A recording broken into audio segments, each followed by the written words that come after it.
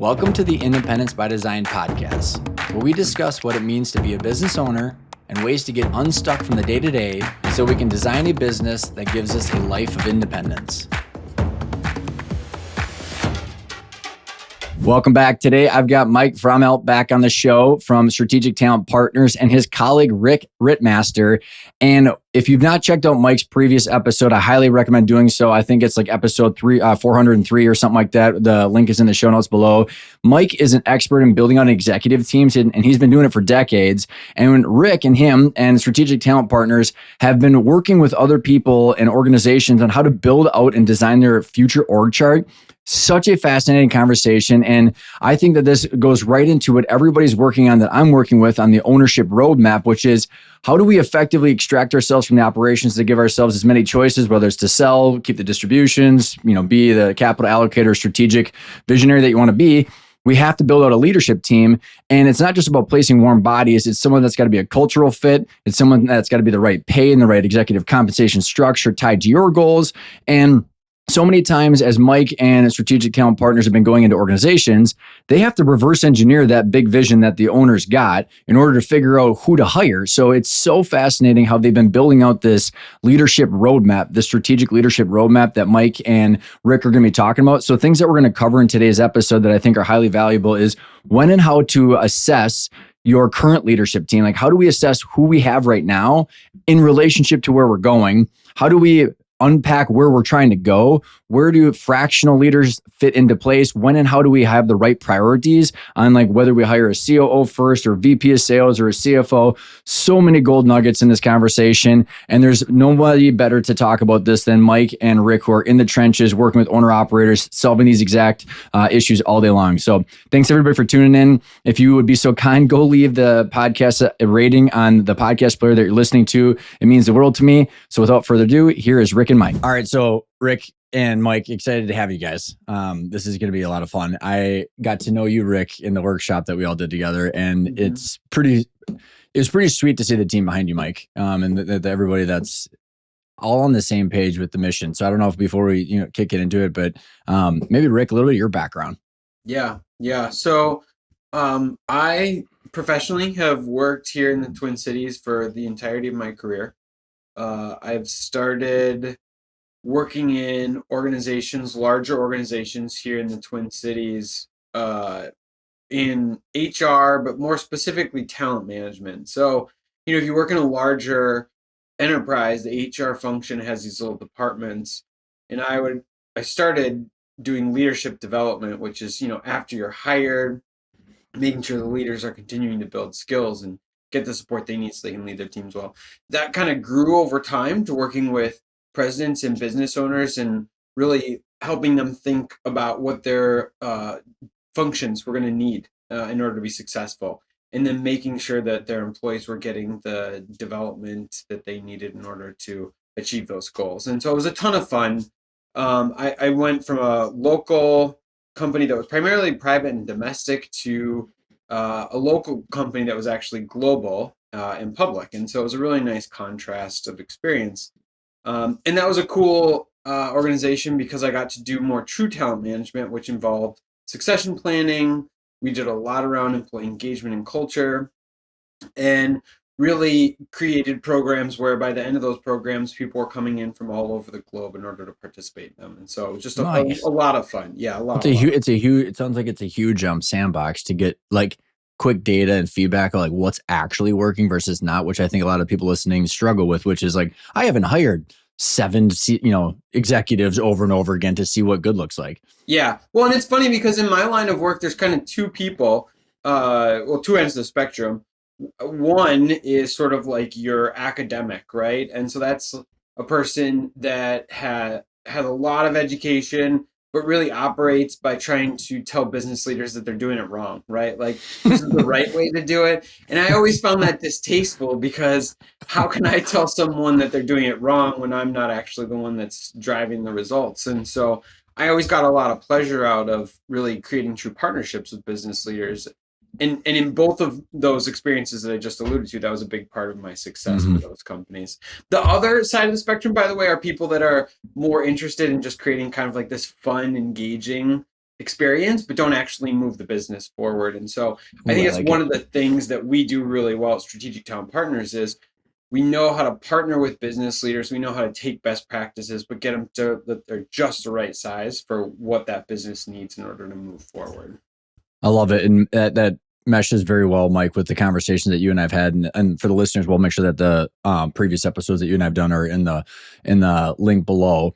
So what I was thinking, guys, because I'm very interested in understanding how you guys strike that balance as you guys have, Mike, you went from just executive recruiting to then merging and then creating strategic talent partners to fill this ridiculous hole, I think, in the marketplace where you're not just placing warm bodies, but you're actually building a sustainable organization with the leadership team down, and then how that's all driven from the owner's goals and what they're trying to do, because it's the only way we can actually scale out of the operations is tying this all together. And that's like been my, I don't know, what do you want to call it, my crazy intellectual like unpacking for 10 years, going like, how does all these components work to reverse engineer who's doing it really well so we can continue that back to Rick, your two ends of the spectrum. I think that like we're trying, like everybody's trying to balance the two, right? Like all my clients and Mike, all the ones that you've seen in the workshops, it's like I'd say they probably lean more towards culture's great, doing a really good job at being conscious capitalism, givers and being good leaders. And I have this like fundamental belief that the people listening in have the raw goods, but then it's like the mechanics. It's like, okay, like how do we tie all this shit together to actually make it work? So that way the output of time, free cash flow, and wealth is actually quantifiable and not just like a gut feel. And then like in kind of like what I've been saying to some of my clients who I think resonate more with, like, it's about the people first. It's like, great, but like we also have to make money. And like the actual owner's goals should drive the operations. And the point of conscious capitalism is free cash flow is actually the byproduct of the value of the firm is delivering in the marketplace. But we have to thread the needle between all of that stuff. I think, Mike, from the journey I've watched, going from placing the people to making sure that they are the right people and the right cultures that then integrate. And then Rick, I'm seeing that kind of thread being pulled where then it's like you're helping making sure that like where are we today and how do we build that organization of the future? I mean, is that a fair way of kind of putting a wrapper around everything? Yeah, I think that's right. Yeah, absolutely. I think one of the things that I learned in doing the executive search work fairly early on in my practice is that a lot of times you get brought in to do an executive search and you're doing something.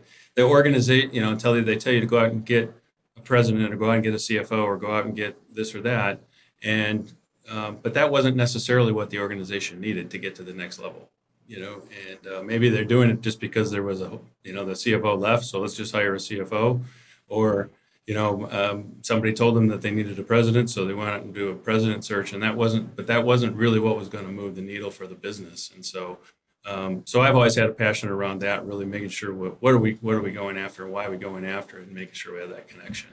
Especially if you're going to be held accountable, right? Like if someone doesn't actually need that, but they're asking for it, and then you do what they ask, and then all of a sudden things fail, and then you're like looking at you guys going like, "What did you do?" And you're like, "Wait a second, I did exactly what you asked me to." Right.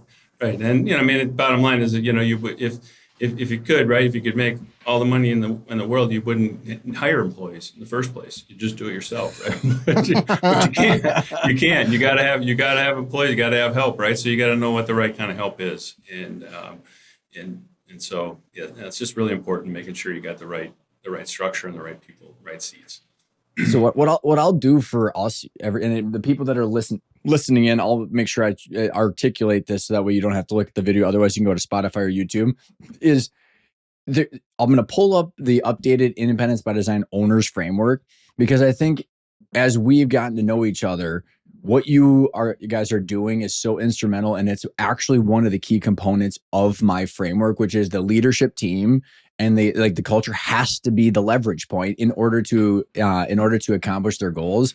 And then what we'll do is then, with that kind of context, I want to learn more about the leadership development program, and then really building that future org chart, right? Because like that's how, but like the future org chart has to fit with inside of, I think, a bigger picture. And then with that context, we can jump right in. So you both have seen, I'm going to share here my, let's see.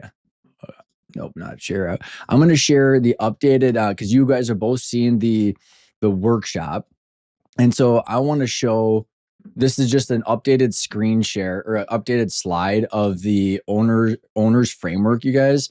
And so the people that are listening in, there's a graph, there's an X and Y chat axis. And here's how I'm breaking this down is like, okay, we have to have a plan towards what I'm calling escape velocity, Rick and Mike, which is like, what is escape velocity? It is this time, or it's this intersection where the more time we spend working, generating cash flow, that cash flow gets reinvested back into the company to create equity value and that wealth.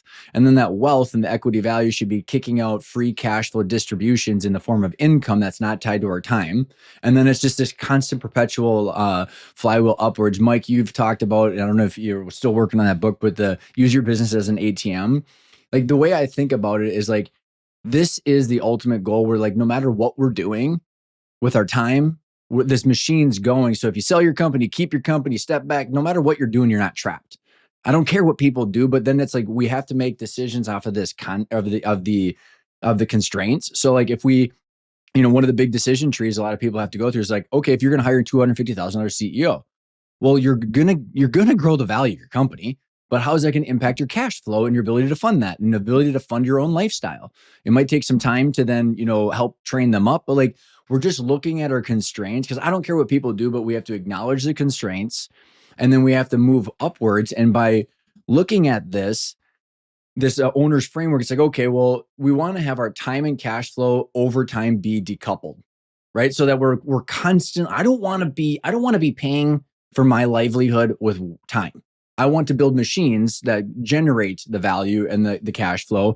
And so the way I look at this is the first step is that owner's education, which I call it the owner's red pill. You guys have been through the workshop. People have been hearing me talk about it. They're getting different variations and flavors of that on the podcast. But like the way I think about this, you guys, is like the moment we go, this is how it works. Now we can go, there is no spoon. And we need to then move forward, making the right decisions. So then the next step is like, okay, well, the way I can see my constraints is through a 3-statement financial roadmap. When and how can I get my distributions? What's the impact of my investments? And what's the impact of all the investments that I'm making? And then the value growth strategies is how do we actually grow the value using that 8 functional area where no matter what we're doing. So let's say, if someone has done this stuff this far, they say, okay, next year I've got $1 million in cash or my line of credit funding. After working capital, debt, taxes, and my distributions, I know I have $1 million to fund the next stage. That better grow value, otherwise take the distributions. But like once we have that plan, then it's the leadership team and pay. Like if we're going to do all of this stuff so I don't have to do the work, we have to put these building blocks in place. And then we have to but the way I just interviewed this woman, Heather, you guys would have loved her. Like she just did all this stuff. And this is effectively what the most successful people I've seen have done. I've just reverse engineered it. And what this allows us to do is get to where you see this X and Y axis and the time and independence where it's up and to the right, the far up right. That's the escape velocity, where no matter what we're doing, we have all of these building blocks in place. And then the team and the company and like it's just the machine's going. But like there's this huge component is the leadership team and pay. It's like, okay, these people have to build this and continue running with it. But I think my last point on this, guys, is like what I have realized is unbelievably important. It has to be the owner's job to understand this stuff, build the clarity, put the plans in place, and hand it off to their team. Because when I think about where you guys have probably been incorrectly accused of not doing your job or other things have, failed, it's like, the owner didn't have any clarity how we're going to fund that. You go through all of the issues of what we didn't know. And it's like, if we go back to what the good success stories are, it's like, it's an ESOP or a PE-backed company. The goal is clear of distributions and cash flow. The timing is clear. We have growth plans in place. Now we have to have a team. And I say all this because if all of this is done, we can actually forget about all the mechanics and it actually can be about the people. But I think all the conflict and all the bullshit arises from none of this stuff happening, because then everybody's pointing each other's fingers and all that stuff. So, okay, for the rest of the conversation, we can kind of hit the I believe button. Let's believe that all of this shit has been done. so that way we can hand off to say, okay, what's the future org chart? What is the people plan? What's like, what can we do to actually set up strategic talent partners in the company up for success? So anyways, that's my little couple minute monologue, but I know there's just like, I finally have kind of clarified that graphic that you guys hadn't seen. I wanted to put the container around it. That's great stuff. Rick, you're laughing, man. You're just like, oh, Ryan's got too much. No, that's not at all. His brain's going all over the place. Fun. I mean, this is like, you're bringing me back to that room when you went through the workshop material, and it's fantastic. I mean, I think there is a strong overlap in the services that we provide, in the sense that at the end of the day, it's actually not that hard to get a good senior leadership team. It just requires discipline and commitment to doing the right thing over a long period of time. And I think it's the same for a lot of the principles that you talk about too, right? Like, and just to be clear, I don't provide any services. I don't want, like, it's just coaching. So everyone else has to do the work. I'm the one, connecting all the dots and doing the coaching. But so like when I just said that because there is no overlap. Like that's why you guys are on the call or on the podcast, because like we need to figure out who's going to do this work. Sure. Well, and to be fair, yeah, we'll do Mr. No, I think if you can do lots of small things right on a daily basis, the big stuff starts to take care of itself over the long period of time. And I heard that theme come through in what you were just sharing. And, I'm a firm believer in habits, and I've been highly influenced by James Clear and Atomic Habits and everything that he espouses. And so, like, we don't actually have that as a service, but that's very much been part of how we work with organizations, right? We're not going to solve all of your problems overnight. We can do some immediate pain alleviation, but you're talking about building wealth, creating owner independence. It's going to just require lots of little things over a longer period of time. And I saw that in a lot of the that's unbelievable that you just said that, because Rick, I actually, as I was working on my owner's playbook and doing the refining, James Clear, the Atomic Habits, is one of them. And I don't know if you guys know Bill Mills very well, but like, okay, Mike, you said yes. I want to get all of us conversing, because his new leadership process about how he actually scales a culture. I mean, I want like what you guys are about to dive into today and Bill's process to be part of that last component of the framework. Cause it's the way of actual execution. Go back to what you said about James Clear, Rick. It's very similar to what I have been working on. Like, we can't just overhaul everything tomorrow. Time is the limiting factor. And if we all acknowledge that, then it's like, okay, well, what do we got to do? On my end, it's like, you have to have monthly ownership meetings that are not your L10s. You have to have quarterly boardroom meetings, and you have to have an annual owners planning. So you're just having that cadence to then keep working on the machine, and you're slowly going to be changing the trajectory. And I think that through that ownership cadence with these systems that we're talking about, and insert you guys, then it's not like, oh my God, I got to change everything tomorrow. And like, no one can, change all their habits and eating habits and workout habits in one day. You have to like slowly start. Mm-hmm. Yeah, completely agree.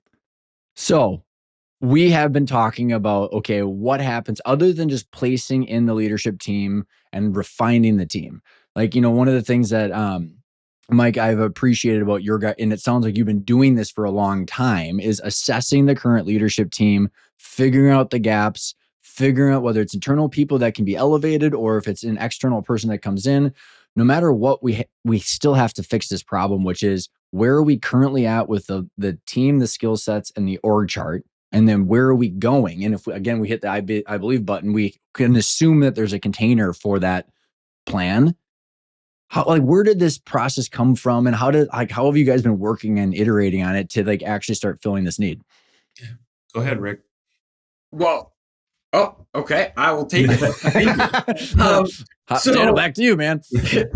So here's a story that I like to tell at this point in the conversation. And this is kind of a collection of many different stories, but these are conversations that have really happened. We'd have a client reach out to us and they were interested in working with us. And almost always, no matter what the service we're talking about, we like to look at a company's business plan and just kind of get a sense in terms of what they're all about, what their goals are. And so, we're going through companies VTO, if you will, or business plan. And often they're just beautiful. They're just ornate, thoughtful, strategic, really good insights. You kind of get pumped up when you're talking to a lot of these owners and entrepreneurs because often they're doing really cool, interesting stuff. So that's usually about, I don't know, 35, 40-minute conversation. And then you get to the end of it and often we'll ask the question, who's going to do this work? Like, this is a lot of work. And they're like, well, I don't know. We'll figure that part out. And so there's just like so much time and attention around what the market needs. And then you flip that conversation and you say, what does your company need? A lot less thought and energy has gone into that part of building out your business.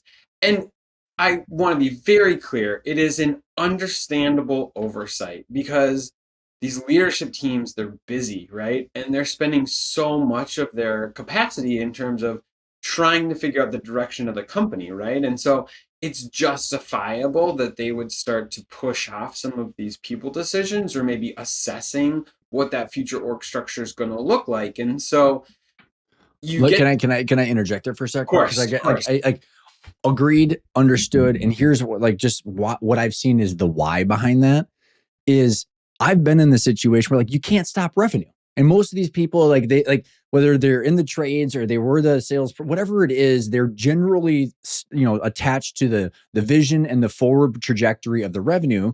And what happens is, it's like more revenue and we'll eventually have this much money to hire someone.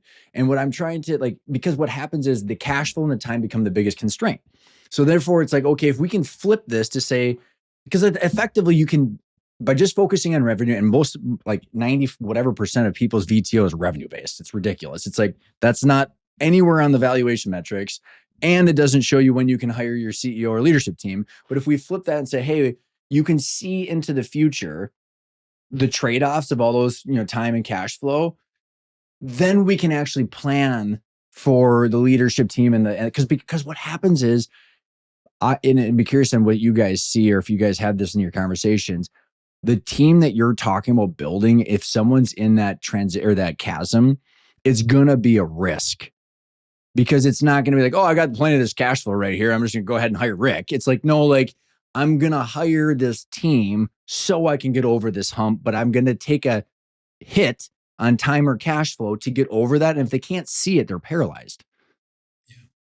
The first thing that came to mind there, Ryan, when you're speaking is just thinking about like a manufacturing company. Let's just take like any kind of a contract manufacturing company. You go out and you buy equipment, right? With the idea that you're going to get a return on that equipment. You don't wait till you have the revenue to buy the equipment because you can't make the product until you have the equipment, right? And I think that's, so with people, it's kind of the same way. It's, you got to be looking forward. And that's, I think, where one of the biggest mistakes happens is that we're always hiring for what we've already done. And we're already looking backwards. We're not looking forwards on where we're going and looking at our people as providing really an ROI. We're just hiring the people to get the stuff done that we've already sold. Yeah. And what's fascinating is if you got 2/3 of the economy that are service-based businesses, whether it's distribution and services or just professional services, most people are in this conundrum then because they're hiring for the past, not hiring for the future because you can't go to the bank. I mean, wouldn't that be nice? You could go to the bank and be like, all right, I'm going to hire 17 people and I'm going to take out a $2 million SBA loan, amortize that over 10 years. And it's only, 20 grand a month. It's like, no, you're going to have $80,000 a month in payroll. But so it's a lot more. There's a lot more sophistication that has to be put into the data because of the lack of the banking compared to the equipment situation. Well, and if I could just double click into this conversation, because I think it's a good example of what a real world discussion looks like with the companies we partner with. I think part of the experience that someone like Mike has is, well, let's just take it in simple terms. Do I need a CFO? Do I need a VP of finance? Do I need a controller? Or do I need a finance manager? And often there's one of two common challenges that an executive will make. They'll either way over club and they'll just assume I need the chief officer because I'm going to quadruple my company and I just need to go big, right? Or they'll way under club and be like, yeah, I probably could get by with this person who's got like 2 years of experience and is maybe just like recently graduated from college. And so someone like Mike can come in and look at the business goals and then start to look at, what I'll say a good benchmark is for a size of that function, and start to say, I think this is where you're going to need that level of leader, and set yourself up for the trajectory for where your company is going. And that's kind of part of the magic of the experience that we have and someone like Mike has, is to be able to start to triangulate growth goals in terms of what is the appropriate level that you should be hiring. Right. And Mike, you and I have had, I love it, Rick, because I think this is a good jumping off point into how the assessment probably came to be. Because like, Mike, I think on our last conversation, it's difficult for me to articulate. So maybe, I don't know, because of your job and how long you've been doing it, you've got a different way. But like, I can look at a company, because I've seen inside of so many at this point, and be like, here's the org chart right now. Here are the gaps. Here's what, if here's where you're going, like, it's like looking at a sports team and saying, okay, you're missing these players, but like, I have a good understanding of what the right team and players the mix should look like, and then where it should be. And like, Mike, because you've seen so many, and you've been like, that's probably similar to like you and I had that conversation in the last call. It's like, okay, how do you systematize that? Because like you're taking the law of large numbers, and like people, when they go buy a house, they have an idea of the market comps. And that's what you're doing, is you're like looking at the org chart, the team, the structure, and you're seeing what the market comps are of what should be expected based on where they are and where they're going. How do you, and I'm curious, maybe this is where we're going, like, how have you extracted that like experience into a system so that way you can articulate to others what I have no idea how to do? I'm going to turn that one over to you, Rick. Sure. Yeah. So I'll be very clear. In some regards, this is the skill set of the field of organizational development. And so there is like training and certification you can get in this area.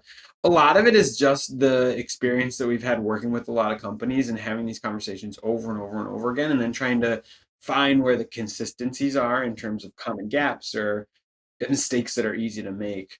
But basically what we've done is we've boiled down, it's kind of like big question of what kind of leadership team do I need in order to be successful, into 3 smaller conversations. And so when we work with the client who just kind of needs some help and some guidance in terms of what is the level and the composure of the leadership team that I need to be successful, we always start by looking at the company's growth trajectory. And to be really clear, this is not a critical analysis on their growth strategy. All we want to do is understand their growth strategy and be able to triangulate that into what is the amount of growth that they're taking on. So if you've got a client that wants to quadruple in size, or expand into multiple regions across the country, or if they've got just really big growth goals, that's going to obviously influence the kind of talent that they're going to need internally. Second thing we look at is the pace of growth. So it's not uncommon with some of the entrepreneurs we work with. They've got big growth goals and they're going to happen fast. So that's going to really heavily influence how they build out their teams and how disposable they need those skills, because they're not going to be able to really build them internally. And then the last thing we look at is the values and the culture. And quite frequently, the values and the culture are really well set up for the company to get to where they are today, but they might need some tweaking or modification in order to grow and scale. And so we kind of break that. But really, that's the growth trajectory. Once we have a sense in terms of like we can get our arms around the growth goals, then we can start to build out that org chart of the future. And so we take those growth goals and we start to pour them into the specific functional org charts. And that is a very interesting process, because you're basically asking the leadership team to build out the resources that they need. Think about it. Exactly. Yeah.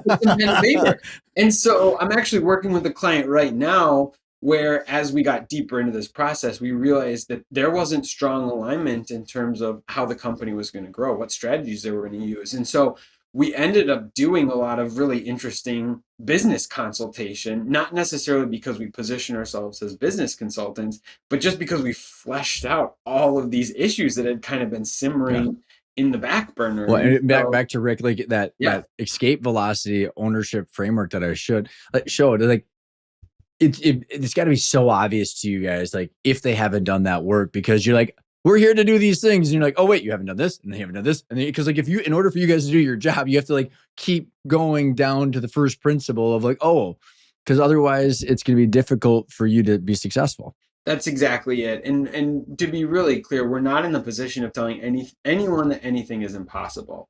But there are necessary components that you have to have built out in your company if you're going to grow by a lot and you're going to grow fast. And it's, using language that's probably a little bit more traditional to your audience, right? It's going to take a lot of investment, right? You can't take your time, build it up over time. You're going to have to just buy a lot of it and put it together really, really quickly. And so creating clarity around that can be very, very helpful. The other thing, by the way, in the growth trajectory conversation, we look at the growth goals and we spend a little bit of time looking at that language through the lens of the team. And you had talked about how most growth goals are overwhelmingly revenue based.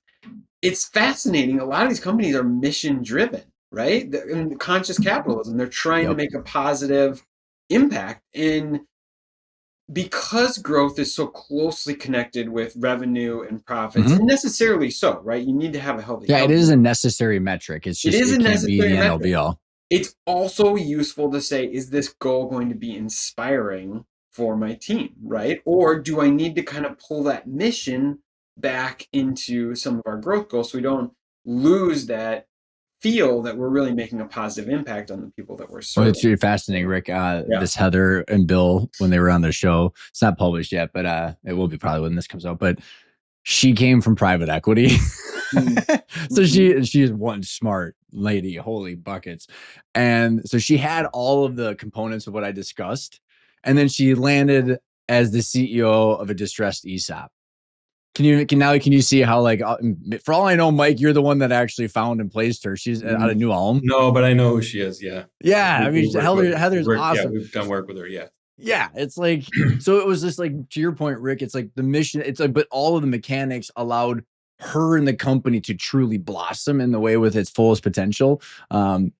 Yeah, and fascinating because of how ridiculously, like she goes, it was not just finally, it was not just trailing 12 months of normalized EBITDA for the investors. It was like for a bigger cause. Well, and there's good science to support all this too. I mean, you go back to, and this is not a new book, but Dan Pink's book Drive, right? Where he talks about autonomy, mastery, and purpose, right? Purpose is right there. It's a huge driver for people showing up on a regular basis, giving it at least 100%. And so, pulling that purpose back into the company's growth trajectory is really important. So when you're going through that assessment and understanding the growth assessment, and then like you can start working towards what the future org chart would be, do you start with like where they're currently at? Because Mike, I can't tell me how many times I've heard you say you've got a $10 million CEO running a $30 million company. And man, do I see that a lot, especially if they're hiring from the people, from where they've been and stuff like that. And what's it called? The Peter principle. I mean, my dad and I were totally victim of it, or not victims. We're guilty. Wrong word. We were guilty of it, of promoting the person. Hey, you should be running a, $13 million service department when you were a tech without any formal training. Yeah. Well, I think that, that really comes out when going through this org chart of the future exercise. And we're looking at where they are today and then where they're trying to go. And, what I love about what you're doing with owners, Ryan, is that after they've started to adopt your program, they know exactly where they're trying to go. They've got a target. It's not just some revenue number that they're trying to hit. They know what it's going to take to create that freedom for them and can project the future cash flow and so forth. So, we're starting, here's where we are today. Here's where we're trying to go. A lot of times what we'll see is we're really kind of focusing on where are we trying to go? What's the talent that's going to take to get to that next stage?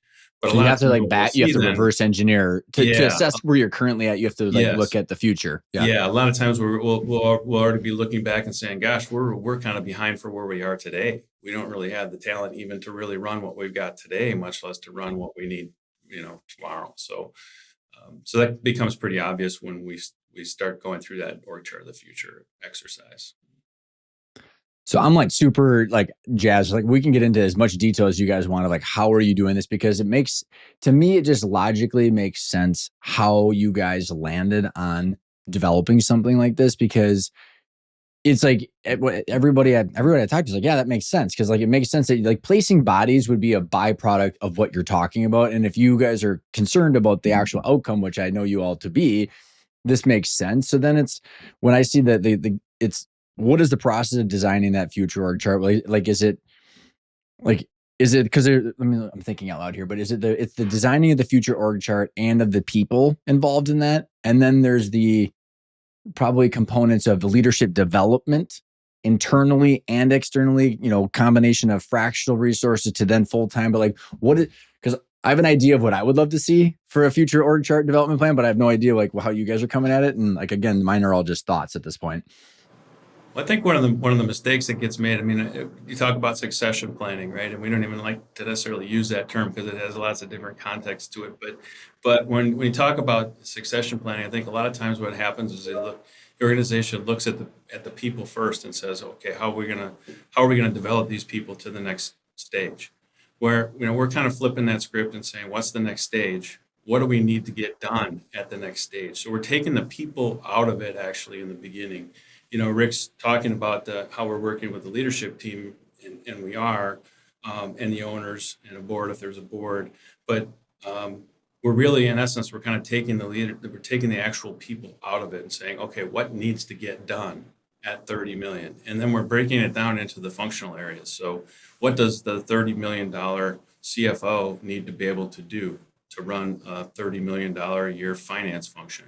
What does the operations leader need to be capable of to run a $30 million operations function? And across each of Are you mirroring that up within like different industry or business models, manufacturing versus distribution and services versus like professional services or e-commerce? I mean, like because like the business model will impact what that means on a revenue or company size. Yeah, it is different. It ends up being different for different industries. But what we're doing, since we're working with those owners and the leadership team, we're pulling it from them because they're in their industry have a pretty good sense of what it's going to take then to get to that next stage. But it is different. It would look different for a manufacturer versus a distribution company versus a services company. How are you guys doing that? Is it like, are you pulling it off? Like when you say pulling it from them, is it like, okay, the customer service team will balloon to twice the size. Therefore, we're going to have 7 times more. Cause like, as a complex machine grows, it's not linear. As more transactions are coming across or more customer contracts or more billing or delivery teams. I mean, like, and that's always the biggest part about doing the budgeting and planning is you're actually putting mechanical numbers or like, your thought behind that. But like, how do you actually figure out and match up that org chart with those different sizes and industries? So when you're looking at the scoping out the org chart of the future, and I'll give Mike a lot of credit, he's built a lot of these tools. We've got some tools that take kind of like the core functionality that some of these different departments or functions provide, and then they're kind of genericized so they'll fit a really wide range of companies. Mm-hmm. But we'll ask these leaders to compare what is the current strain or requirement that the business is placing on the function today. Based on your growth goals, where do you anticipate this being in 5 years? So like if you just take pinch points and stuff like that, or what exactly. They got. So if you take it from a sales perspective, right? How many contracts are you working on annually now? How many contracts are you going to be working on in 5 years based on it? So you can start to kind of like boil the big buckets of activity into smaller, more discernible buckets. And then you can start to tell the delta. And often that's where we're able to say, oh, if you're going to triple the size of your customer base, that's going to have X impact on some of your sales support functionality. You're going to have a whole new department that doesn't exist today. And so which then, if you have a whole nother department, you would potentially have your top level, or like, and that's, I'm curious, I bet you there's a lot of, as people are scaling, they're just taking like the rank and file employees and the whole machine's kind of slugging forward versus saying like, here's when we should slot in a manager, then a director, then an executive. And you're actually mapping out that top part of the pyramid. Yeah. And actually I would say you're probably saying, when do you need to add another layer of management, right? Because that's often a blind spot for some of the leadership teams I'm working on, right? It's like, well, you're going to go from maybe like 4 direct reports now to 12 direct reports. Like, is that really sustainable? And for sure, Rick. Absolutely. I can manage 25 people. Sleep is overrated. So you start to pressure test, right? And it's not often they're not overly complex questions, but we have the gift of being an outsider. So we do this a lot. So you can start to say, like, this is maybe tenable, but it doesn't seem like it's going to be sustainable over the long period of time. And so that's really neat. And then to your point around what you're going to need out of a leadership position, and again, I give Mike credit, he built this tool. We're able to break down these roles in terms of kind of like what's the essence of like a senior leader role from a finance perspective, right? Because we talk about these roles all the time. And then you can kind of scale the responsibilities a little bit so you're going further down into the organization. And then you can kind of scale it a little bit so you're on the more strategic end. And then you can ask that participant to say, okay, how much of this stuff are you doing today? How much do you anticipate doing it in 5 years? And it's interesting to see their assessment in terms of where their responsibilities will grow and shift and where they might need to scale back or downsize because they've got team members that are responsible for that. And then sometimes there's like not that self-awareness, right? I'm just going to be doing more or I'm just going to be doing less. And so it ends up being this very healthy and cathartic conversation around what does the organization need from this leader and how much experience does the current seat holder have doing these responsibilities? Because like, isn't the optimal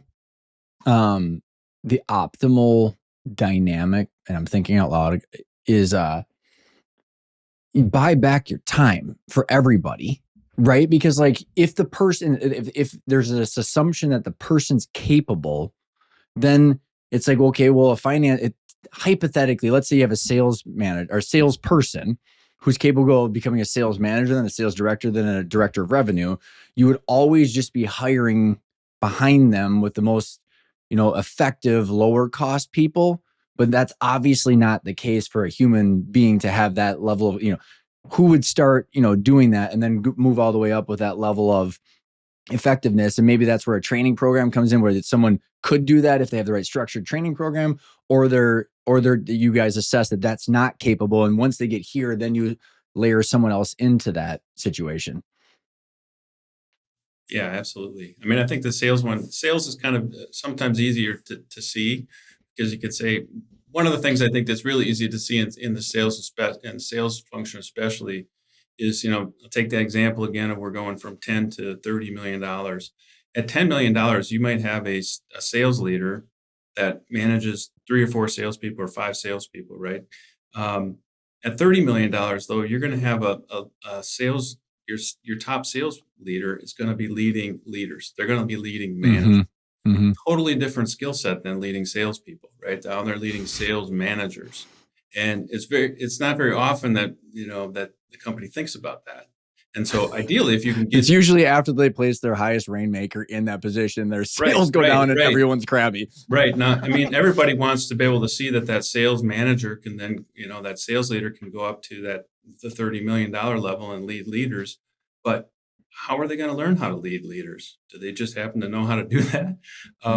If they haven't done that before, they have to be developed in that particular area. And so that's just one small example, but there's all kinds of those in each of the functional areas where we just kind of hope or assume that, they'll grow with the company as we grow. And that just may not be the case. You'd love to be able to do that. And that's where the development piece comes in. And Rick usually smiles when I say this, but I think this, if there's a gap, there's only 2 choices. It's either hire or develop, right? There's only two ways to, to get there. And you guys have figured out how to assess and then help them with both of those is what I've gathered. And like, cause like, my experience is I would way rather know that ahead of time, because anybody that's listening and that's made this mistake that I have is promoting someone that should have been promoted. You can't demote them and have it work, because resentment is an ugly emotion and it just doesn't work. I mean, I've tried it. I had 2 heads of service at one point, and it was like, it doesn't work. It's like, and it was just to try and avoid the conflict and all the bullshit that we created. But like, so it's to know that ahead of time and have an actual objective process. And I think that's, also when I've talked to the people that are working with me that are also working with you guys, is having an objective process that's then allowing the owner leaders to say, this is objective and it's not Ryan's opinion where I'm playing some, tyrannical fatherly or motherly figure without any it's not random. It's like an actual objective thing that people can then just rest upon, saying like, this is not emotional actually. Yeah. It's pragmatic, right? I mean, you can kind of say here's the conclusion and here's how we got here.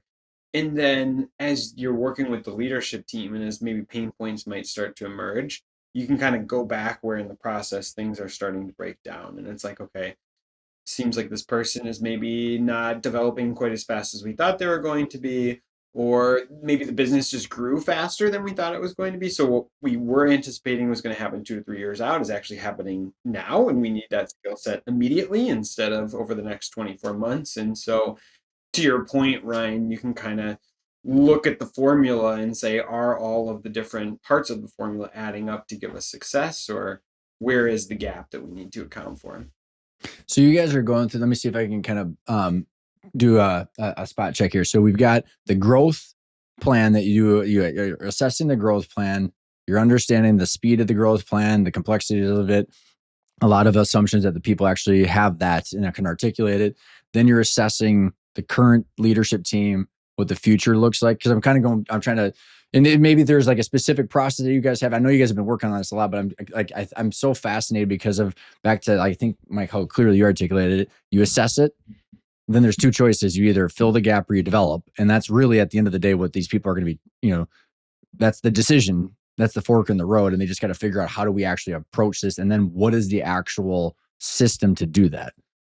So the language we use, Ryan, is growth trajectory. That's the first step. And then we use the growth trajectory to articulate the future org chart. And then based on what the future org chart looks like, then you can start to articulate what the leadership team needs to look like. Is there a new leadership team role? Do you need to move up in leadership team responsibilities? And so that's kind of the 3 steps to the organizational assessment that we put together.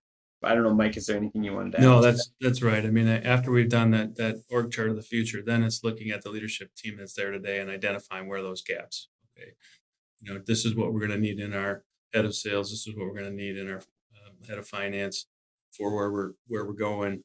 How far away are our current people from being there, having that skill set?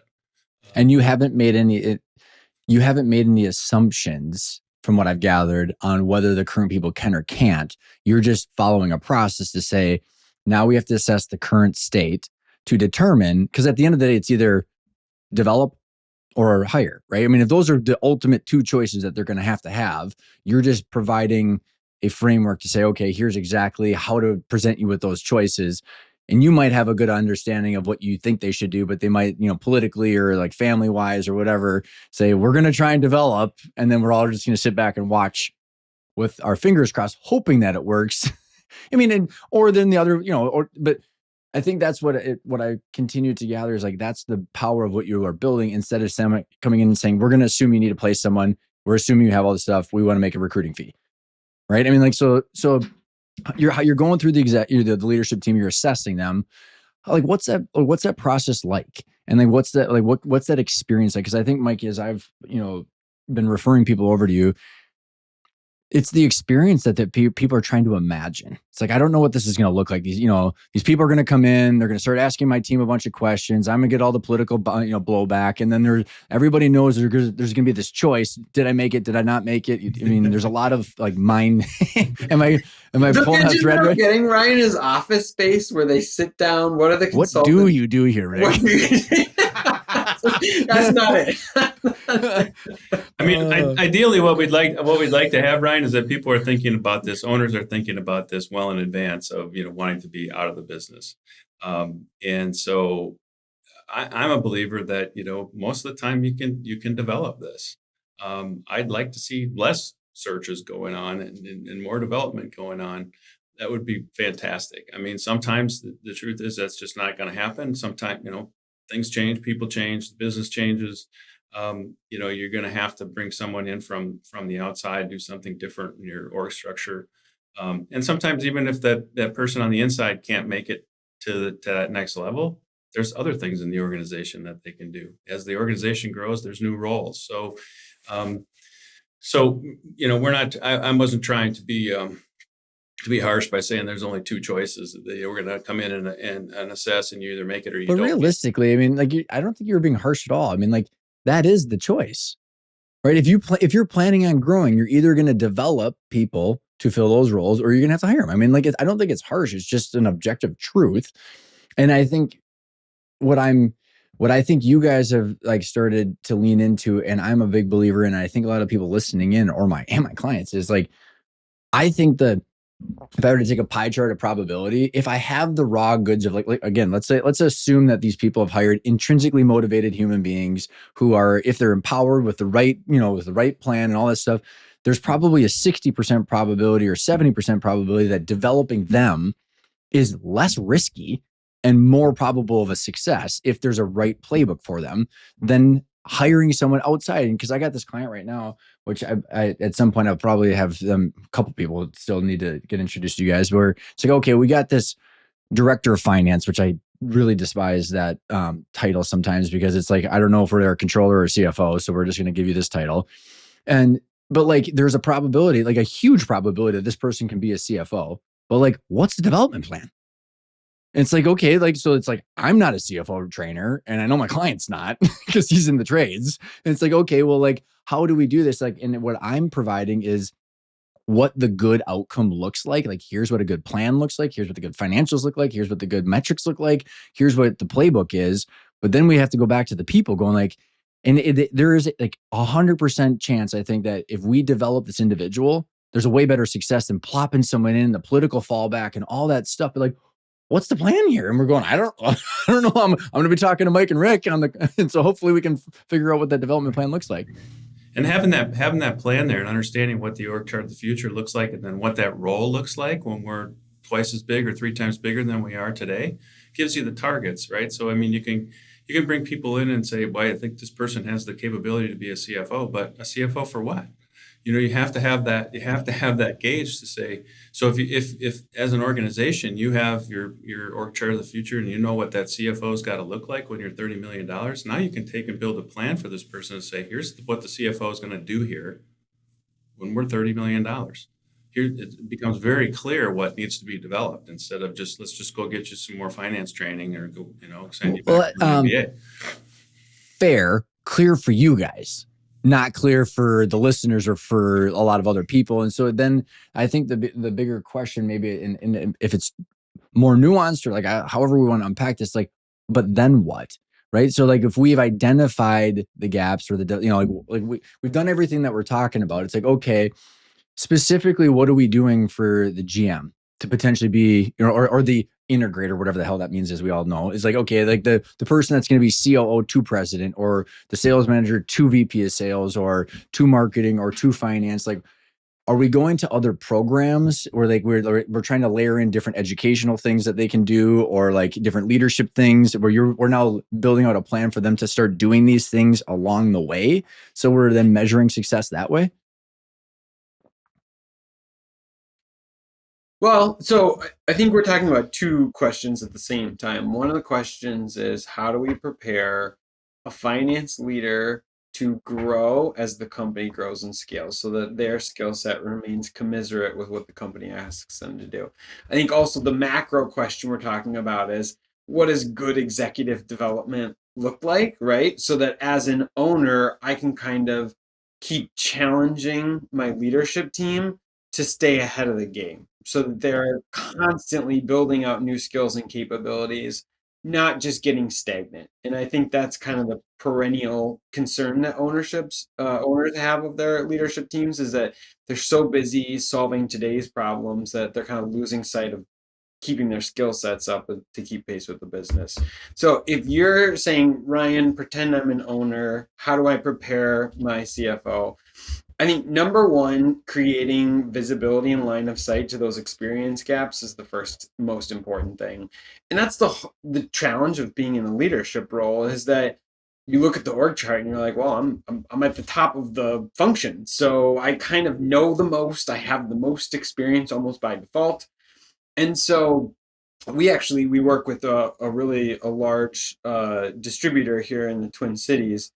And the executives in that firm are struggling because they've experienced a lot of growth. And it's like, well, what more am I supposed to be doing? And so there's this gap between what the marketplace would expect out of some of these executive roles. And then their experience has been great, but it's been sort of isolated to this company. And so being able to understand that gap, marketplace versus what I've got, that's the most important first step. Once you can articulate that gap, actually solving that gap becomes pretty easy. The number one thing that I continue to be very impressed with executives by is they like talking to other executives. So there's almost always peer groups or networking groups where you can just start to build relationships with people. And even if you're modestly curious about how, say, a finance leader in another company does their business, there's a ton of really good learning that you can take place of joining some of those groups. If it's actually a technical skill, it gets even easier to solve because there's YouTube videos, there's LinkedIn learning courses. Or you know what book or podcast to listen to or whatever it might be. Exactly right. That's exactly right. And so I think if you can just create awareness around what those gaps are, the ensuing steps start to get a lot easier. Let's go to the macro question, right? This org chart of the future, and then kind of scoping out what the leadership team role is going to require. It's a very healthy exercise because what it allows the current role holder to do is kind of start to craft what their future job responsibilities are going to start to look like. And then, Mike, you mentioned succession planning is kind of a icky word for a lot of companies. The great part about succession planning is that it forces a current executive to constantly be pushing stuff further down into the organization. So it's probably and then by the way, I want to double click on that, Rick. And I agree with you, Mike, where they're like, it's the same issues that I've got with exit planning and all this other bullshit, where it's like succession planning, if we actually all are agreeing upon all of the, chess pieces on the board, succession planning is just building out your future org chart and replacing your roles and hiring up. That's what succession planning is, but everybody gets it all muddied up with all this other crap. But I agree with you, Rick. I mean, it's just, you're just putting thought behind what needs to be done. Yes, exactly. And it allows the executive, it gives themselves permission to think, what could I be doing in the future? And that's an inherently exciting conversation. The more concrete you can make that org chart of the future, the clearer you can translate that org chart of the future into what their role could start to look like. It actually is a very exciting and fun process because it pushes them to continue to develop themselves. You know what I love about what you guys are doing with this assessment and the future org chart is like, so there's Joel Trammell, Mike, I might have mentioned him in the past too, the CEO, Chief Executive Operating System, and then Ken Sangenaro with the 8 functional areas. And I talked to my buddy Renz, who owns a company. He's been running the 8 functional area system for quite a while.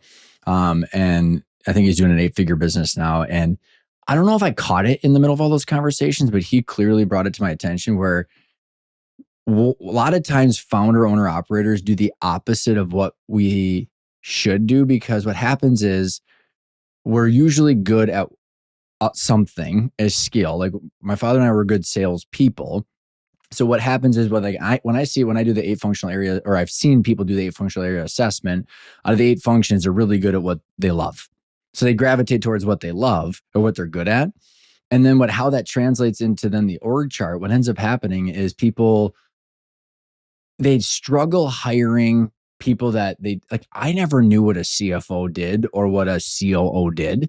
So then I was like, I don't know, Pat Sniski is really nice. We went drinking with him up in Canada while fishing, and I feel like I could trust him.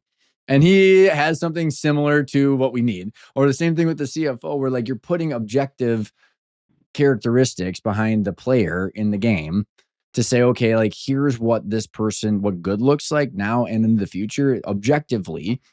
So it's no longer just gut and trust, but also what I found is what Renz had said was the easiest place to replace or to hire is to backfill what you're good at, actually, because you actually know what good looks like. So it's this inverse of what you normally do. But by leaning on someone like you in the assessment, you're kind of taking that dynamic and making it a more level playing field, saying you don't have to just do one thing or another. You can actually look at the growth plans and then back into what is the right functions to lean into. And that's a great point, Ryan. And one of the key things that, especially when we, after we get kind of through the org, not all the way through, when we're working through the org chart of the future, we're working up toward the top, right? Eventually, we're going to come to that CEO position or the president position, owner that's looking to, to replace themselves. And we need to focus on, okay, what is it? Just what you said. What is it that you're good at? What is it that you've been doing here for the last 40 years? What can the company not live without in terms of what you do? Sometimes that is, that can be limiting too, because sometimes owners, founders find themselves doing things in the weeds that they could be delegating somewhere else, right? Now, I'm a realist, and I understand, especially in smaller organizations, you still, at that top job, you still have to sometimes have some of the technical responsibilities. You still have clients that you're managing, or maybe you're still the most strategic finance person in the organization, what have you. But as you get bigger, the role of the CEO is really to make sure you got a great leadership team in place, and that you're taking stuff out of you're removing barriers for them to go be successful. And then you are the person that's strategic in the most strategic in the business, looking at how do we continue to grow this business. That's the role at the top. And well, you know what I love, Mike, is as I've been looking at different systems and reverse engineering, like what good looks like, it's like, okay, in the income statement, there's actually 3 buckets: revenue, ops, and finance. There are technically 3 functions of a business based on EOS or anything. It's like revenue, ops, and finance. And then you go, okay, well, the CEO, the way that Joel Trammell had said, is the CEO sits on top and should have no tasks. Their outcome should be tied to the financial outcome, to make sure that the people in these functional areas are doing their job, tied to the financials, tied to the cash flow statement, tied to the owner's goals. But then it becomes like, when I think about like what I just said, and then what you guys are doing, is that's the financial and mechanical way. But then it's like, okay, well then what's the people, and how do you lean into that? Right. And like and in your guys' assessment, are you going through, because what I find interesting with some of my clients, when I think about like the theory of constraints of how do they keep moving forward and keep buying their time back, is like, okay, of finance, revenue, and ops, what's the most bang for the buck? And is it a full-time person? Is it a controller, a fractional CFO, or like, like what's the services stack or people stack now? And then how do we lean into that going forward? Because there's a lot of different ways you could skin that cat if you've got that value strategy that you're talking about, Rick. So, Mike, I've got a perspective, and I'm going to share my perspective, but you're also the expert that's been doing this for decades. So here's how I would answer that question, Ryan. I actually, to your point, there's a lot of different ways. There's a lot of paths you can get to the goal that you're trying to get to. Where I have found the best, most robust strategies, it's the ones that are bought in by the entire leadership team. And here's a specific story. Working with a flooring manufacturer, and we were going through this exercise, and they were looking at their growth goals, and we were translating into org chart of the future. And just kind of intuitively, you think, okay, flooring manufacturer growing means we're going to need to add the ops, right? That's just kind of how it works. So we're getting. I would say that, but I get what you're saying. Okay, well, yeah, but you're also you're the coach who helps people think about these things. So we're working through the exercises, and the sales leader, she goes, hold up, guys, right? Like, if we're going to hit our growth goals, we're going to have this many clients more than we have today. We're going to be in this many more regions. We're going to be in these new different industries, selling to totally different people. We don't have anywhere near the maturity in our sales function in order to achieve our growth goals. So it was this really neat moment where the leadership team was able to get together and say, oh, our assumptions were wrong, and we're going to come together on this new strategy because we're cooked without being able to go out and get the leads and get the sales in order to hopefully have the issue of operational constraints further on down the road. So alignment, I think, is the best strategy for a leadership team, not like you need to do this first. It's you need to come together and make sure you're all committed to the path. Coming together with the objective framework that you've brought for the ability to communicate and brainstorm, right? Because I think there's that assumption that has to be done so that way they can all have a productive conversation around what good looks like instead of just guess. Because I think that's a lot of where the conflict comes in. It's like everyone has different perspectives and angles and experience of what good looks like, and you're taking that nuance out of the equation to say, hey, here's what it should look like. Well, executives almost by default are smart. I've never worked with a dumb executive. And they're also all doing important work. So it is understandable and justifiable that these executives would be like, I need these 2 or 3 people, right? Like these are the absolute essential things. But by going through this process, you're able to, look at the growth goals and you can kind of start to say, okay, where are we least mature, or where are we thinnest, and what is that kind of like first phase of building out our organization so that you can start to tier it out. And then that alignment starts to come through, like let's just use this flooring manufacturing company. It's not that the ops roles were unimportant, it's just that we needed to prioritize the sales roles so that we could get to the ops roles further down the road. You know what's interesting, Rick, of what you just said? So when I was showing that escape velocity for the owner's framework, those value growth strategies, I don't know if you guys remember from the workshop, those 8 functional areas. I mean, I've looked at I don't know how many different systems, and Ken Sangenario's is all about the theory of constraints behind cash flow. And those 8 functional areas is an objective way to assess the entire organization. And Rick, what be interesting is, I mean, people is one of the functions, but what you're saying is like, it's really interesting because it's so multi-dimensional, because there's the 8 areas that they have to be in balance for the cash flow you're constantly opening up the bottlenecks of the cash flow, but those different 8 functional areas all have leaders on top of them. It's people, sales, ops, marketing, finance. It's like you're looking at the 8 functional areas to determine where you're weak. And then you should look and stack on top of the org chart to say, okay, well, if we're weak here, how do we then put the people strategy on top of those 8 functional areas? Mm-hmm. Yeah, I mean, absolutely. Yeah. I don't know, Mike, is there anything you had? No, I mean, I wouldn't say that I've seen that there's like a logical order in terms of how, like Rick said, sometimes they think it might be operations that we're going to need to improve or spend money on first, and it ends up being sales, or sometimes it's, they think it's finance and it's really operations. So, just going through those exercises and really thinking about what is this business going to look like when it's 3 times bigger, and what are we really going to need to run that, helps them kind of figure that out. Because I mean, again, we're realists. You're not going to just go upgrade everything all at once. You can't do that either, right? Mm-hmm. And that's why hopefully you're starting with this early, like Rick said early on here, is that you're making small improvements over time to get it to that machine that runs without you. So one of the things I've got some questions for you guys on as it relates to this is, so I've seen one of the weak points in leadership teams or any of this process is, what does good look like? And so what ends up happening is, especially if you're assuming that you can develop the leaders within, they don't inherently know what good looks like.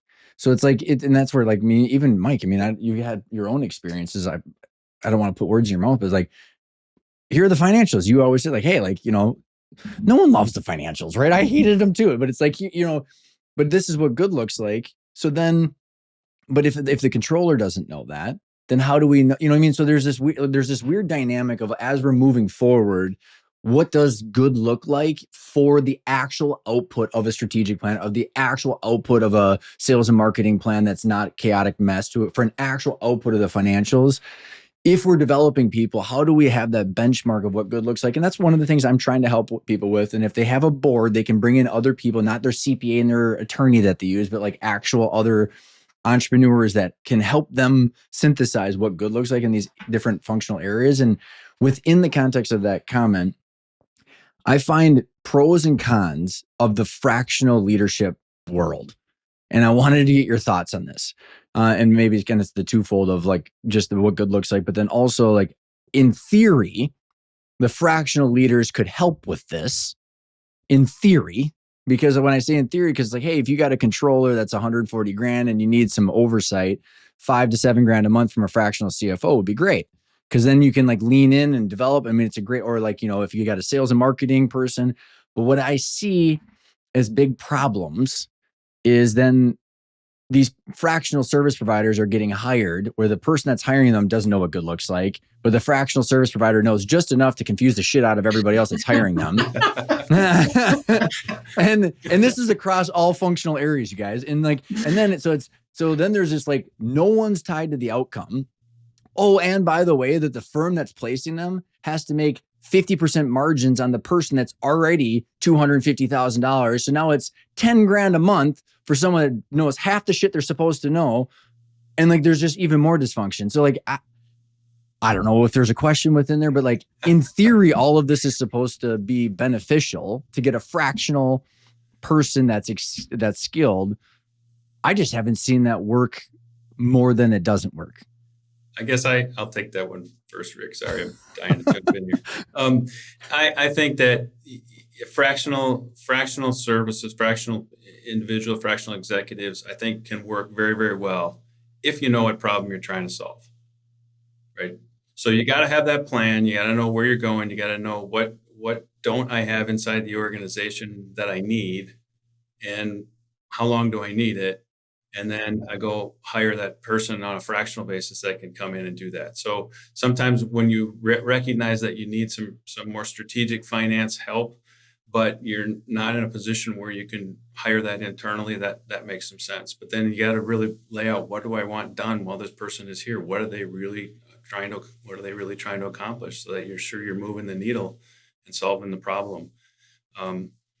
Otherwise it's kind of, you're kind of just doing like a temporary service where you're filling in with somebody, filling in for somebody that's out on maternity leave or something. It's not, you're just filling a seat. So understanding what your problem is that you're trying to solve. Back to that future org chart and the objective state that you guys are trying to build, then I think it could work. And I think then it's because then you can vet out fractional service providers with that. Like I've got a client right now where he was looking at a fractional CFO service. And the reason I asked this question, I tried to build a firm doing this, right? I know it was hard for me to make money as well as the client to get what they want. I mean, like all of those dynamics are messy.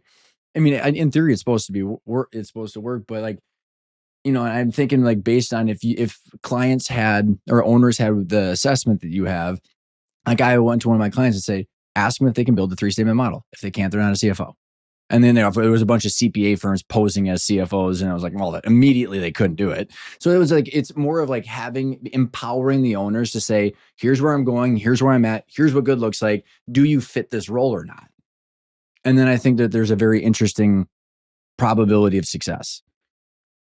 So if I could layer on my own perspective on this, because I think it's a great question, right? Okay. No, I think not all fractional leaders are cut from the same cloth either. And to be very clear, I'm quite confident if you're a fractional leader, you're going to have good technical chops, right? But I think that there is a percentage of fractional leaders out there, they kind of get tired of the internal politics working in an organization. So like, I'm going to do my own thing. I'm going to be fractional. And that person is technically very skilled, but they're always going to be oriented around just solving the technical problems of that role. Often an owner is not just saying, take work off my plate, but teach me how to think about these things. And so I think where I've seen owners use fractional leadership roles to a high degree of success is that the person filling that seat on a fractional basis has more of a coaching or kind of like a teacher bend to them. Not where they're trying to replicate the expertise, but a way that they're building capability in the organization. And then say you get to a point where you need that full-time position, you're much more equipped to be able to articulate what it is that you're looking for out of that role, rather than just saying, well, I want you to be just like so-and-so was when they it's another temp, just like you said, another temp placement. Exactly, and I think what's interesting, Rick, about what you said and like how I've personally experienced the success or failure of that leadership role, and that whether this is permanent or not, here's what I'm shooting for. I'm curious what your thoughts are on this. Is the head of sales or the head of revenue, the head of ops, and the head of finance needs to be thinking about the future and thinking about what's around the corner. Otherwise, I have to think about it. And if I am not buying my mental real estate back because I'm stressed out because Rick doesn't know what he's doing, even though I'm paying you whatever, whether it's fractional or in, or if it's full time, it's not working. And so like there shouldn't be any surprises. We should be, matching the future up with the current state and looking around the corner. And that's like whether it's fractional or not, that's what the head of that function should be doing, in my opinion. And then it's like, then back to your point about the person that left, like, because there's kind of two different dynamics that I've seen. It's the person that was sick of the internal drama, which is fair. Like what I've seen is like if it's an individual, it's a way more economic arrangement because like at 150 to $200 an hour, I mean, they're making 300 to 400 grand with 5 clients. But if all of a sudden you throw a firm on top of it, now they're making 200 grand, the firm's making 200 grand, and it's twice as expensive for the client. So it's almost like the skill set matching plus then the economics to say, okay, because there's a lot of different ways to, to put that jigsaw puzzle together. But the ultimate outcome for me when it worked was like, Rick knows what he's doing. I don't have to think about his department anymore because you're capable of doing what we're supposed to be doing. But I also know I can go and I can ask Rick questions, right? And I can kind of like understand his strategy. Why are you doing what you're doing? Am I bought into it? Do I have any concerns? Is he adjusting for the way we do things here at our company? So it's more of a collaborative type of relationship. I think you bring up a good point there, Ryan. You're talking about, the lead people in each of the functional areas. Especially as you get bigger, you need those people to be thinking forward, at least forward in their function. And I like to use the word strategic there, strategic thinker that can actually, it's the idea of looking out the windshield instead of in the rearview mirror. We use that a lot of times in finance, but it's the same really in other functions too. And so I think the owner has to be conscious of that as well, is that as we continue to grow, I have to bring in some other thinkers, not just doers, because usually when you're small, you're the only one that's thinking about the future, and then you have to go tell everybody what to do. And no matter how good they are at doing it, and a lot of them are very, very good at doing it, you run out of time because all you're doing is telling people what to do, and then anything that breaks down, you're the one filling in. So you can't. And again, this is one of those things that you do it over time. You can't. When you're small, you can't necessarily put strategic leaders in each of the functional areas, but then figure out, okay, which one can I do first? And then, how do I, and which one can I do first, right, Mike? Over time. Right. And which one can I do first? But then what are other ideas on how to fill that strategic void, right? So whether I see there's a huge opportunity for peer groups, like a Vistage or an EO or whatever you want to call it. The challenge that I see with that is like, you have to know what you're looking for when you go there. Because a lot of times people go there and they just complain about shit. And it's like, no, like we're coming here, but like if I'm bringing up my whole plan and here's what I'm trying to figure out, is there someone that's in sales and marketing or owns a sales and marketing company in here? Because I can't afford to hire them right now and I don't have a board. So you're trying to figure out the ways of, bridging that gap of knowledge, or like a board I've seen, which is what I'm helping, some people develop, where it's not just your banker and your CPA or whatever it might be. I'm looking at those functional areas saying like, I want to hire, or I want to bring someone on that owns a sales and marketing company that's in e-commerce and I'm in e-commerce. Or if it's like someone in, like somehow you're getting that expertise to say like, what I've got right now, you've got this kind of filter through what good looks like. And you're constantly assessing where you're at through what good looks like. And somehow you're getting that spot check. Yeah, absolutely. So guys, if I'm listening in, what's the practical way of engaging with you guys on this stuff? Like, how do you guys actually go about this? Is it like, you don't have to give any numbers, but is it project fees? Is there a timeline? Any kind of like more mechanical things that you can, leave them at? And obviously reaching out to you guys would be one of the ways to engage, but like, what are like ways to make it more tangible of this process outside of just the recruiting that you guys do? Go ahead, Rick. You want me to say one? No, okay. Hot potato. The organizational assessment, we call it our growth leadership organizational assessment.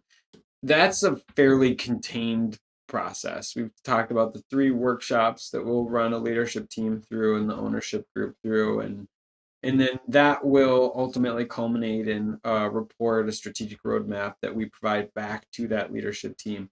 And basically, it says if you want to hit your growth goals, here are things you need to be thinking about from a leadership and a talent perspective. And so whenever we talk about that with clients, or we do it with an actual client, it's always this very rich learning process where the team feels more engaged and aligned around what some decisions they need to make. And then also there's this kind of like prioritization list where they can start to check things off the to-do list. That almost I mean, we've never had this conversation where it's a clean bill of health, right? There's always something for a leadership team to be focused on. And so there's always going to be partnership opportunities that come out of that, because they wouldn't be talking to us if they weren't worried about some of the follow-up details. But it's ultimately that team's choice at that point in time. Is this something we want to give it a go ourselves? If yes, fantastic, right? Like, absolutely go for it. If they need help, we're always there. And they're always, if you're talking to us, if you're doing the growth leadership organizational assessment, you're already a thoughtful and engaged leader. And those are the best kind of leaders to work with. So we love doing this process. We love empowering leadership teams to kind of own what their responsibilities are for leading their organizations, and then trying to set them up for success. I love it. And then the follow-up would be more of the recruiting piece, correct? Well, I think the recruiting piece comes later, if that's necessary,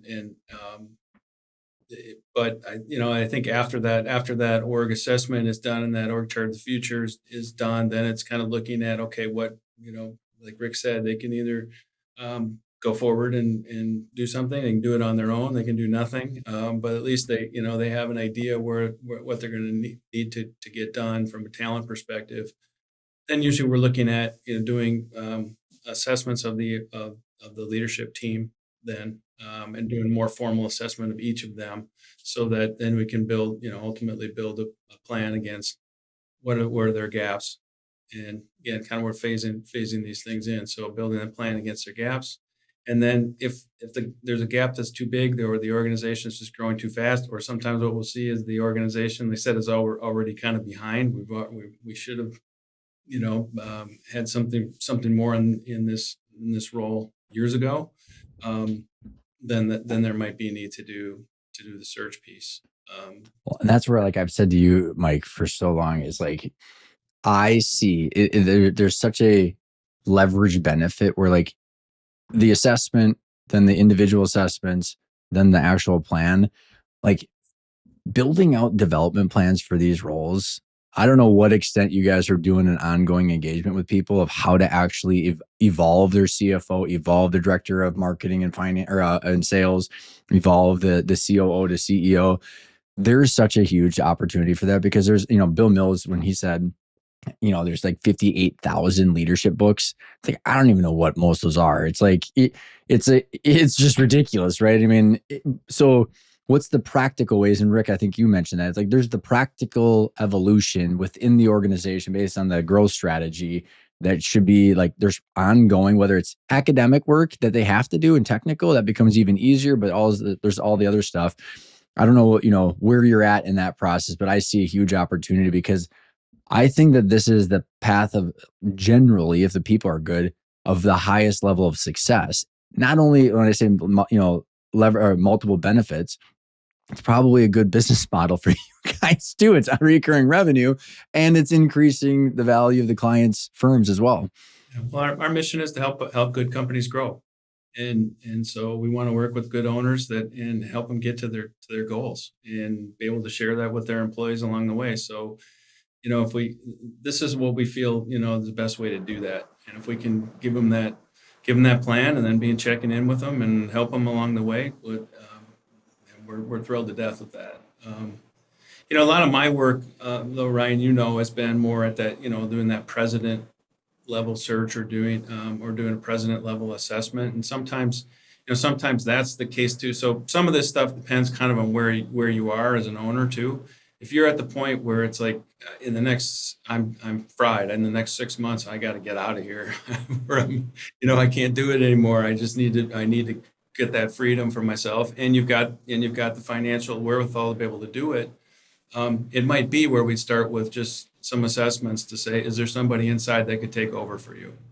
And and then if there's not, then yes, we can go out and do a president search and maybe kind of skip to that piece. But the ideal scenario is like we've been talking about, that they're starting this 5-6 years out from when they want to, maybe 10 years out from when they want to be out of the business, and they're building that machine and building it over time, and so that when they get to that stage where they want to step away, it's already running.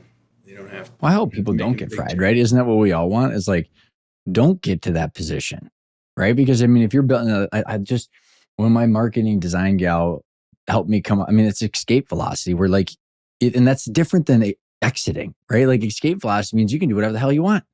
You can go play around in the business if you want. You can be the chief whatever officer. I mean, like, but we don't build these things to be trapped. Like, what a bummer that happens. And I think to your point, like if you're just constantly looking forward, but then there's this level of, we have to deal with reality, right? There are going to be people in that situation. So you're just taking that practical lens to say, we're going to meet you where you're at. Yeah, exactly. And that's why we've kind of built it in this phase methodology too. We can, depending on where you are, we might be able to skip a couple of steps in there to get to what you need. We don't want to be, we're not going to charge you this huge amount of money to come in and do this whole thing if you've already, if you've already done some of this work, or you're a little bit further down the path, or like I say, you're closer to needing to be done. We'll do what we need to help you where you're at.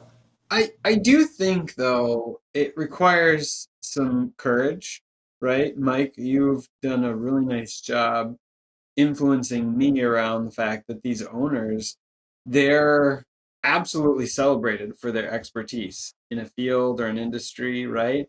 And that recognition extends all the way up until the day they want to get out of the business. And then all of a sudden it's like, well, everything runs through you. And so your business isn't really worth as much as you think it is. And so it does, it's kind of an act of humility. And it requires a little bit of faith and courage to be able to say, oh, I'm actually going to take a step back. I'm going to try and remove myself a little bit. And I might need some help in order to figure out how to do that. I agree with you, Rick. And that's why, I mean, it's such a play on words that I've been working on for 10 years, guys. I mean, like it's taken me a lot of iterations where like independence and escape velocity to me is like, because I think so many times you hear step back or exit or succession plan or whatever, and people go, ugh.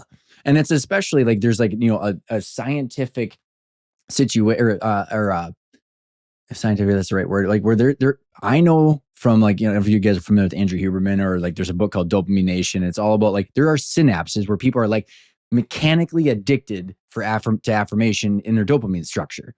So it's like, what gave you joy and what got you addicted to this is literally what is the actual problem. And what I'm trying to promote is like, we can get addicted to freedom if like, because like what's been ingrained in me forever is like, I just don't want anybody to need me.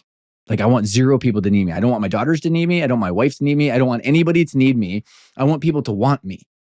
Because if people need me, like I'm going snowboarding in the mountains this week. And I was on vacation 2 weeks ago. And I can't do that if people need me, but I want to come back in and do cool shit.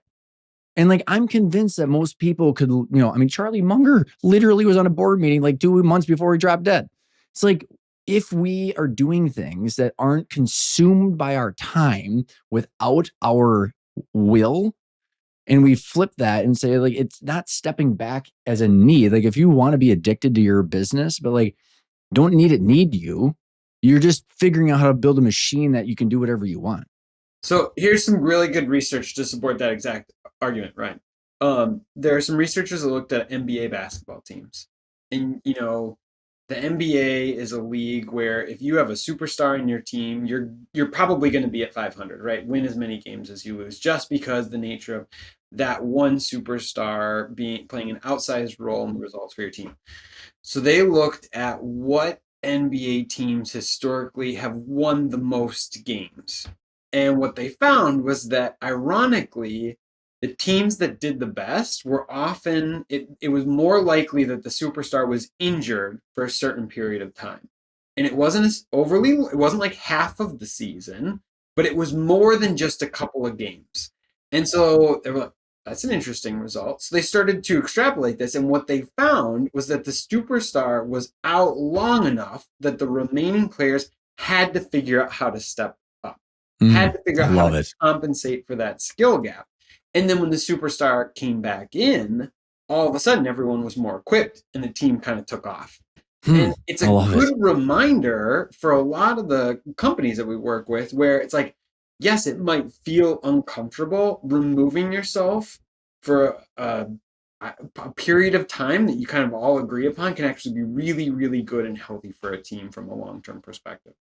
And it doesn't mean you can't do what you want to do either. And I think there's that stupid assumption that like people say this and it's like, well, now Rick can't walk into the business. You're now the visionary. You can't touch shit. It's like, no, it's your company. You can do whatever you want as long as you own it. Yeah. But like you can't have that level of flexibility and independence unless you build the machine and leverage the people and the plan. So I mean, it's fascinating. And like, yeah, I don't know where we all get all muddied up with like, we have to do this. And I don't know if it's the marketplace that tells us that, but it's like, I mean, Mike, how many times you like use your business as an ATM? But it's like, you know, is it Bob Red's mill? Like he's still like, it's an ESOP and he still goes in on the trade shows dressed up in an oatmeal costume. And he's like 90. It's like, if that brings you joy, go for it, man. I have no judgment on whatever weird shit you want to do, but like articulate it. And you have to build the machine so you can do what you want. And I think I got to probably find some psychologist, not even a psychologist, but like, how do we handle that like psychological addiction to affirmation? That's a whole different thing where I think you guys have probably seen where like people say all the right things, but like they fall back. I mean, it's just like an addict saying that I want to, you know, go to the gym or I want to quit this or whatever it is. I mean, there's something, you know, in their brain chemistry that's not allowing that to happen. Yeah, and I've seen a number of situations where, you know, maybe that owner just steps back and says, I want to be a technician again. It's fine. You own the company. Do whatever you want to do. Right? No one's telling you can't do that. Create an owner's box and go tinker. Just do what you love to do, right? But you got to have the team in place that allows you to do that, to step out of that CEO role. Yeah. So anything's possible. And I just like the idea that, you know, you start thinking about these things before you're desperate, you know, before you're like burnt out or have a health issue or something something happens. Then you got the most options when you do get to that point, right? Yeah, your company's worth something. You can say, I can sell it one of 4 or 5 different ways. I can just leave and live off my distributions. I can create a owner's box, whatever you want, and just go in once a month. But you got to take the time to create that so that you've got all those options, and then you can figure out what you want to do. I have learned that this is as hard as trying to convince someone who looks healthy to start working out. It's hard. It's like, hey, you look great, you feel great, but trust me, you need to go do a bunch of hard shit every day. It's like, I think I'm just not going to go to the doctor as long as possible. And then when things go bad, it's like, I don't know, maybe there's this awakening happening where like people are like, and I think it's because of how many people you guys, like when I started doing this 11 years ago, the average age of these owners was 55. Now it's 65 or 70. It's like, and I've just watched people's energy, and I think people's like, just the life stages are just starting to realize like, hey, yeah, like we have a finite amount of time, but like time it continues to pop up as the most important resource people are looking for. And we have to invest some of this time to do the stuff that you're talking about to actually get the time back. So it's just a different form of investment, but it's definitely worth it. Yeah.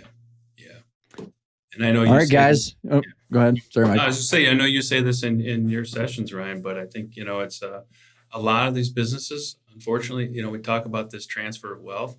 A lot of them are probably not going to really transfer, or they're going to get swallowed up for pennies on the dollar. And because I know. That's just the way the demographics are. There just isn't enough people out there to run these organizations and keep them afloat and keep them growing.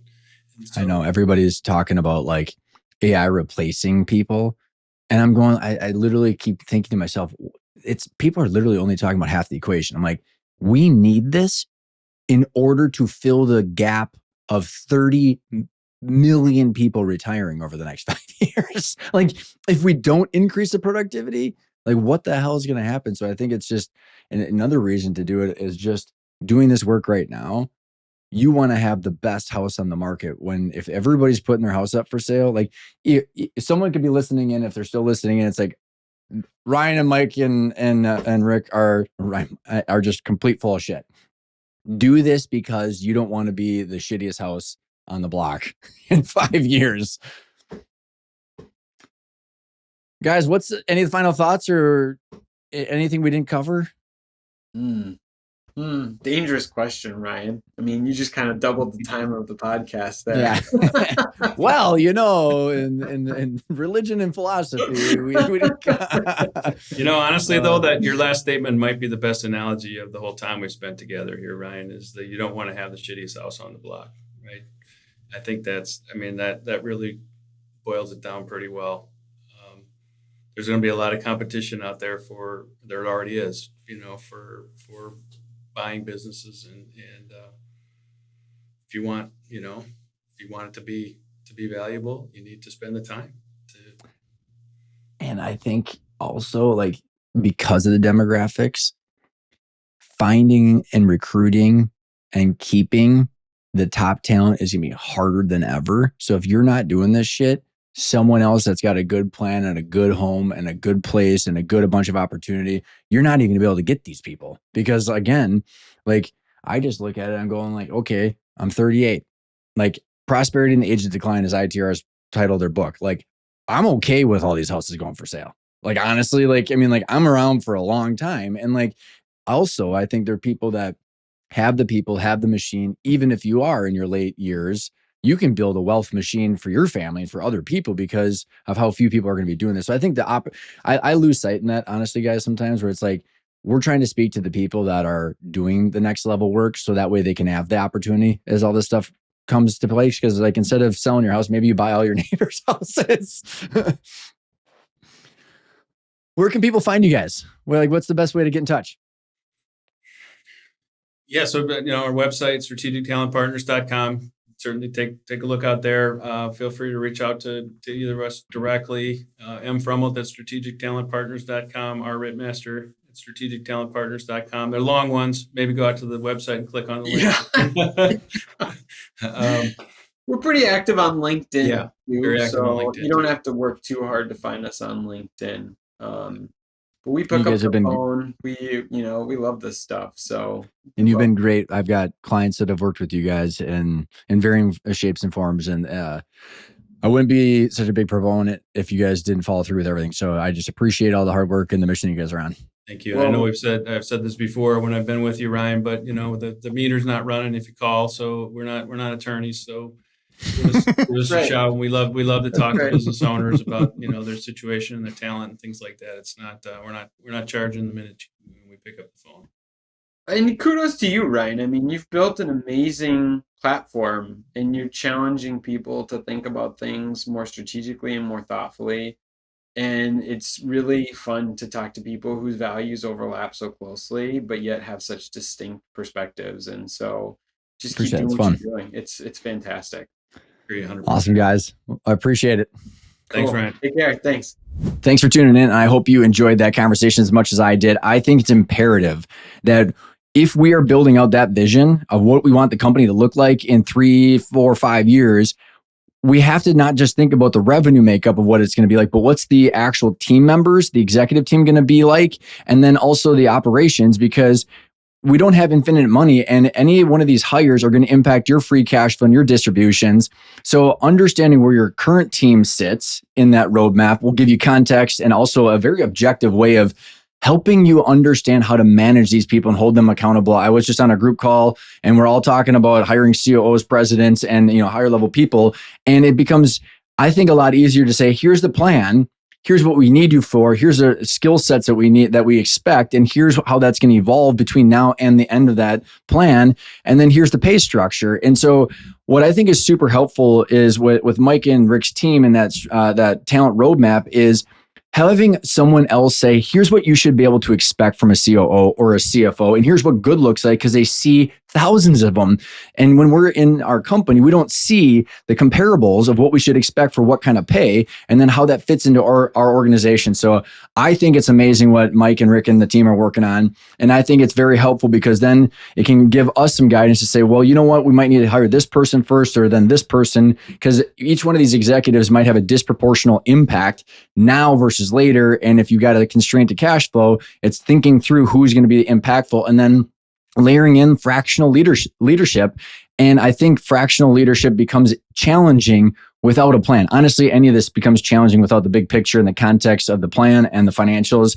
And I think all this is fitting very nicely together. So I hope you enjoy the conversation. Next week, I've got the quarterly economic and merger and acquisition update. ITR is coming on. Alan's coming on. And we're going to be talking about all the shit going on and lots of great conversations. I really enjoyed having Alan on the show. It's been a couple of years since he was on. And then I've got Jeff from Butcher and Joseph talking about the M&A marketplace, valuations, deal structures, and then Joe Brown from Heresy Financial, the YouTuber who's talking about all of the stuff going on. And I'm very excited because I know it's going to be a lot of good material that you're going to be able to dive into in order to actually make some progress. So thanks everybody for tuning in, and I will see you next week.